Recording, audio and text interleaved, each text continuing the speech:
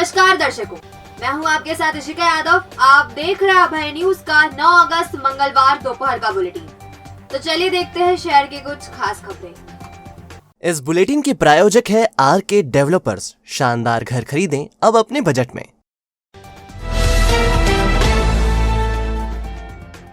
मोहर्रम जुलूस देख रहे एक युवक पर चाकू से हमला कर दिया गया। कुछ लोग युवक से पर्स छीनने की कोशिश कर रहे थे। उसने जब रोका तो चाकू मार दिया गया। ये घटना मंगलवार सुबह 6 बजे के आसपास तोपखाना क्षेत्र में बेमिसाल टोस कारखाने के पास हुई। बेगमबाग कॉलोनी का रहने वाला 22 साल का फैजान शाह मोहर्रम जुलूस देखने आया था। इसी दौरान आरोपी छोटा बाबू और उसका दोस्त गुर्जर आए और उसका पर्स छीन लिया। पर्स में 8,000 रुपए नगद थे। आरोपियों ने फैजान का मोबाइल फेंक कर तोड़ दिया। इसी बीच छोटा बाबू ने चाकू निकालकर फैजान पर हमला बोल दिया। फैजान के बाएं हाथ की नस कट गई और उसकी अंगुली चल नहीं रही है। जांग और नितंब पर भी चाकू लगे हैं। उसे उपचार के लिए जिला अस्पताल में भर्ती कराया गया है। फैजान से ही सुनते हैं पूरा वाकया। के सामने कारखाने के मेरे घर नहाए दो ही, इन्होंने बोला ला पैसे दे। मैंने किस बात के पैसे, तो बोलते पैसे दे। जबरदस्ती करी, गुज्जर ने पकड़ा पीछे तो बाबू ने चाकू खोला और मार दिया। एक ना दोनों हाथ लगे और हाथ पे मारा और ये भग गया वहाँ से मार के। आप इनको पहचानते हो? पहचानता हूँ। पुरानी कोई रंजिश थी आपको? नहीं, कोई रंजिश नहीं, तो डायरेक्ट आके पैसे मांग रहा बस। 8,000 रुपये लेके, पर्से में 8,000 रुपये भी थे और कुछ रुपए और थे खुले, वो भी लेके निकल रहा है। छोटा बाबू बेगमबाग कॉलोनी का रहने वाला है और आदतन बदमाश भी है। उसका काम ही लोगों से मारपीट करना और रुपए छीनना है। पुलिस ने आरोपी के खिलाफ मुकदमा दर्ज कर लिया है। दोनों आरोपियों की सरगर्मी से तलाश की जा रही है। बड़नगर के खुर्द दरवाजा पर भुट्टा खाने को लेकर विवाद हो गया।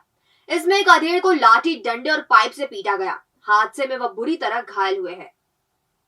मारापीटी की यह घटना सोमवार दोपहर करीब 12 बजे खुर्द दरवाजे पर हुई। 50 साल के बाल मुकुट ढोली अपनी दुकान पर थे। उनकी पत्नी भुट्टे बेचती है। भोजवाल का निवासी दिनेश शराब के नशे में दुकान पर आया और उसने भुट्टा मांगा। महिला ने भुट्टा दे दिया। इसके बाद दिनेश बवाल करने लगा और उसने मारापीटी शुरू कर दी। दिनेश ने वहीं पड़े पाइप को उठाकर बाल मुकुट ढोली पर हमला बोल दिया। ढोली की पीठ पर चोट आई है। उपचार के लिए उन्हें उज्जैन जिला चिकित्सालय में भर्ती कराया गया है। वारदात को अंजाम देने के बाद आरोपी फरार हो गया। तो कि नहीं, मैं नहीं जाऊँगा, कि दुकान पे फेंक दूंगा, तगारा फेंक दूंगा, ना भुट्टा नहीं सेकने दूंगा, ना कि तेरा बाप की जगह है ना कोई वो। कि मैं वो समझा रहा मैं, तो इस मेरे घरवाली को पते पड़ गया हो, आके मेरे को डंडा दे पड़ी उसने। फिर भी वो धुमाल कर रहे थे, कुछ भी नहीं है, बस वो दारू पी के आके आपको? हाँ, दारू पी के आया वो, उसको भुट्टा भी दे दिया, अभी खा भी लिया उसने। कह दिया मैंने कि तू जा, मेरे घरवाली ने कह दिया कि तू जा यहाँ से, तो कि नहीं जाऊँ मैं, कि यही बैठूंगा मैं, तो गाली गुप्ता काटने कर रहा। इस साल का 15 अगस्त सेंट्रल जेल भीरूगढ़ के 26 बंदियों के लिए आजादी का पैगाम लेकर आया है। यह वह बंदी है जिनकी अच्छे आचरण के कारण गृह मंत्रालय ने बाकी की सजा माफ कर दी है। इनमें से अधिकतर आजीवन कारावास के कैदी हैं। इस साल पूरे प्रदेश में 356 कैदी स्वतंत्रता दिवस पर रिहा होंगे। इनमें उज्जैन के 26 कैदी भी शामिल हैं। सेंट्रल जेल प्रशासन ने अच्छे आचरण वाले बंदियों को रिहा करने की अनुशंसा गृह मंत्रालय को भेजी थी। इसे मंत्रालय ने मान लिया और राज्यपाल ने भी अनुमोदन कर दिया। इसके बाद बंदियों के रिहा होने का रास्ता साफ हो गया है। जैसा कि कई वर्षों से ये एक शासन की नियम था कि 26 जनवरी 15 अगस्त को जिनकी सूखी सजा 14 वर्ष हो चुकी है और साथ में 6 या 7 वर्ष ही उनको माफी रिमिशन जो मिलता है, उसको मिला के 22-23 साल जिनकी सजा पूरी हो गई है, उनको रेमिशन देके और 15 अगस्त 26 जनवरी को रिहा किया जाता रहा है। अभी वर्तमान में इसी तारतम्य में मेरे यहाँ से 26 बंदी रिलीज हो रहे हैं 15 अगस्त को। अभी इस साल ये जो है 75वीं वर्षगांठ का महोत्सव, इसके उपलक्ष्य में हमारे यहाँ से 6 बंदी जेंट्स और एक लेडी, 7 बंदी इसमें छोटी सजा वाले रिलीज हो रहे हैं। जिसमें गवर्नमेंट का ये बहुत अच्छा एक नियम आया कि जो वृद्ध हों, जिनकी मतलब सजा तो छोटी हो लेकिन वृद्ध हों, बीमार हों, अपंग हों, ऐसे बंदियों के लिए शासन माफी दे करके 15 अगस्त में उनको रिहा किया गया। तो ये 7 बंदी हमारे अलग है और वो 26 बंदी और एक महिला 27 वो अलग है।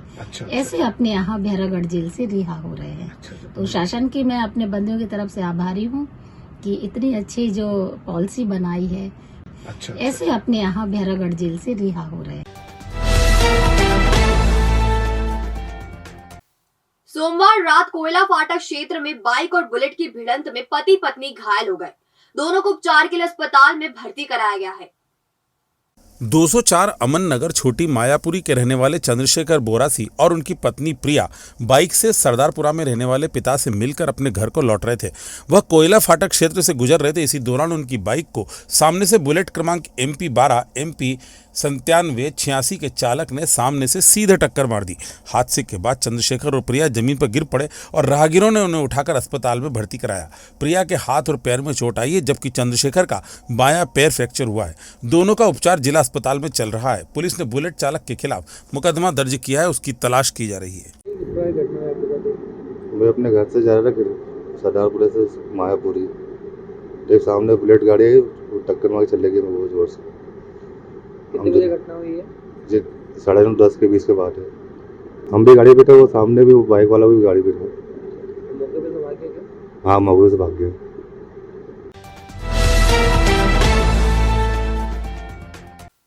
शहर को पानी पिलाने वाला गंभीर बांध लबालब होने के करीब है। इंदौर और गंभीर बांध के कैचमेंट एरिया में हो रही बरसात के कारण बांध में मंगलवार की दोपहर 1800 MCFT पानी एकत्र हो गया था। बांध की क्षमता 2250 MCFT की है। ऐसे में उम्मीद की जा रही है कि बांध जल्द ही भर जाएगा। उज्जैन शहर में रोजाना गंभीर बांध से 4 MCFT पानी की सप्लाई की जाती है। इस हिसाब से यह माना जाता है कि गंभीर बांध 1.5 साल तक शहर को पानी पिला सकता है, लेकिन आमतौर पर डैम में जुलाई के आसपास पानी कम हो जाता है। लेकिन इस बार स्थिति बदली हुई है। आषाढ़ के बाद सावन में हो रही अच्छी बारिश के कारण बांध में पानी का आना जारी है। ऐसे में उम्मीद की जा रही है कि बांध जल्दी ही अपनी पूरी क्षमता से भर जाएगा। मंगलवार को महापौर मुकेश टटवाल, निगम सभापति कलावती यादव और पार्षद गंभीर डैम के मुआयने के लिए रवाना हुए। अच्छी पहल करते हुए यह सब एक ही बस में सवार होकर डैम पर पहुंचे। विश्व आदिवासी दिवस के मौके पर मंगलवार सुबह आदिवासी समाज द्वारा दशहरा मैदान से वाहन रैली निकाली गई। रैली विभिन्न मार्गों से होते हुए टावर चौक पहुंची, जब बाबा साहब डॉक्टर भीमराव अंबेडकर की प्रतिमा पर माल्यार्पण किया गया। दरअसल हर साल 9 अगस्त को विश्व आदिवासी दिवस मनाया जाता है। इसके तारतम्य में सुबह करीब 11 बजे दशहरा मैदान से रैली निकाली गई। इसमें विशेष वेशभूषा में सजी हुई युवतियां नृत्य कर रही थी। उन्होंने जय भीम के नारे भी लगाए। इस दौरान आदिवासी समाज जनों ने आज के दिन हर साल अवकाश घोषित करने की मांग भी की। इसके बाद रैली 3 बत्ती चौराहे से होते हुए नानाखेड़ा और फिर महाकाल वाणिज्यिक केंद्र पहुंची, जहां पर सभा हुई। सर्वप्रथम तो पूरे भारतवासियों को आज विश्व आदिवासी दिवस की बहुत बहुत बधाई और शुभकामनाएं देता हूँ। आज 9 अगस्त विश्व आदिवासी दिवस मनाया जा रहा है। यहाँ पूरे भारतवर्ष में मनाया जा रहा है। ये विश्व आदिवासी दिवस जो है आदिवासी के अधिकारों और उनके संरक्षण और आज वैश्विक परिदृश्य में पर्यावरण संरक्षण के रूप में मनाया जाता है। यहाँ प्रत्येक जिले, प्रत्येक तहसील, राष्ट्र स्तर पर, हर स्तर पे बड़े धूमधाम के साथ मनाया जाता है, जिसमें हमारी संस्कृति, हमारी सभ्यता, हमारा रहन सहन, हमारी वेशभूषा और हमारी जो बोली भाषा का एक संदेश देते हैं कि आदिवासी जो विश्व द्वारा, संयुक्त राष्ट्र संघ द्वारा ये घोषित किया गया, जिसमें कि हमारे आदिवासियों के अधिकारों का संरक्षण हो, उनके अधिकार सुरक्षित हो।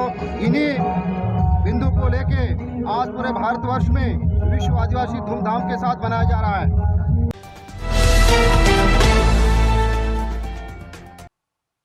आजादी के अमृत महोत्सव के तहत विक्रम विश्वविद्यालय द्वारा मंगलवार को तिरंगा यात्रा निकाली गई। इसके माध्यम से युवाओं को राष्ट्रीय ध्वज का महत्व समझाते हुए उसे फहराने के नियम समझाए गए। दरअसल सुबह करीब 7:30 बजे दशहरा मैदान से तिरंगा यात्रा की शुरुआत हुई। इसमें शामिल राष्ट्रीय सेवा योजना के स्टूडेंट्स एवं NCC कैडेट्स ने दशहरा मैदान से विक्रम विश्वविद्यालय परिक्षेत्र में घर घर जाकर लोगों को अपने अपने घरों पर तिरंगा लगाने के लिए प्रेरित किया और हर घर तिरंगा अभियान से जुड़ने का आह्वान भी किया। सभी स्वयंसेवक, छात्र छात्राएं इस रैली में भाग ले रहे हैं। हर घर तिरंगा अभियान के अंतर्गत सभी छात्रों में और शहरवासियों के अंदर राष्ट्र के प्रति सम्मान हो, तिरंगे के प्रति सम्मान हो, इस उद्देश्य के साथ यहाँ यात्रा निकाली जा रही है। हर घर तिरंगा लगाने की जो भारत सरकार की अपनी महती योजना है कि हमारा भारत देश विश्व का सर्वश्रेष्ठ देश है और हमारा तिरंगा विश्व का सर्वश्रेष्ठ ध्वज है, यह हर घर में लगना चाहिए। इसलिए राष्ट्रीय सेवा योजना के छात्र छात्राएं, एनसीसी की छात्र छात्राएं दशहरा मैदान से लेकर विक्रम विश्वविद्यालय के परिक्षेत्र में आज हर घर जाकर एक अलग जगाया है कि हर घर पे तिरंगा लगे, इसलिए सभी छात्र छात्राएं एकत्रित हुए हैं। इसकी पूर्णाहुति के अवसर पर माननीय प्रधानमंत्री जी द्वारा घर घर तिरंगा लगाने का आह्वान किया है, जिससे कि जो बच्चे हैं उनको तिरंगा के बारे में, उनके सम्मान के बारे में, उसके जो नियम हैं, तिरंगा किस प्रकार से फहराया जाता है, कैसा लगाना चाहिए, इस संबंध में बच्चों में जागृति आए।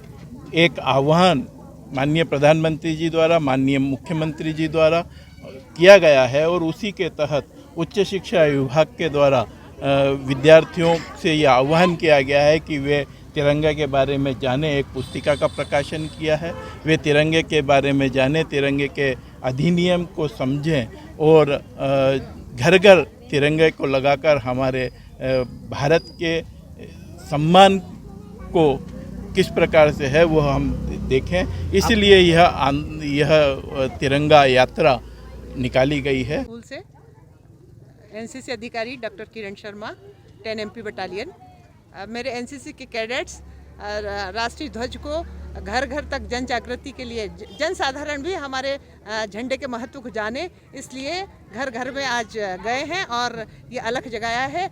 ये देशभक्ति सभी में जागृति लाए, ऐसा हमारा मिशन है। भविष्य की चिंता छोड़ो, पंडित गोविंद गुरु से नाता जोड़ो। ना कोई पैसा ना कोई फीस, बस लीजिए गुरु जी का आशीष। आज ही जाने अपनी हर समस्या का समाधान। संपर्क करें 9827030415 या 9302230415। हमारा पता 8 अलगदाम कॉलोनी, सावे रोड, उज्जैन।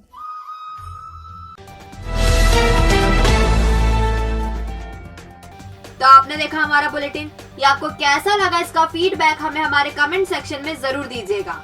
कल फिर मुलाकात होगी नए बुलेटिन के साथ। नमस्कार।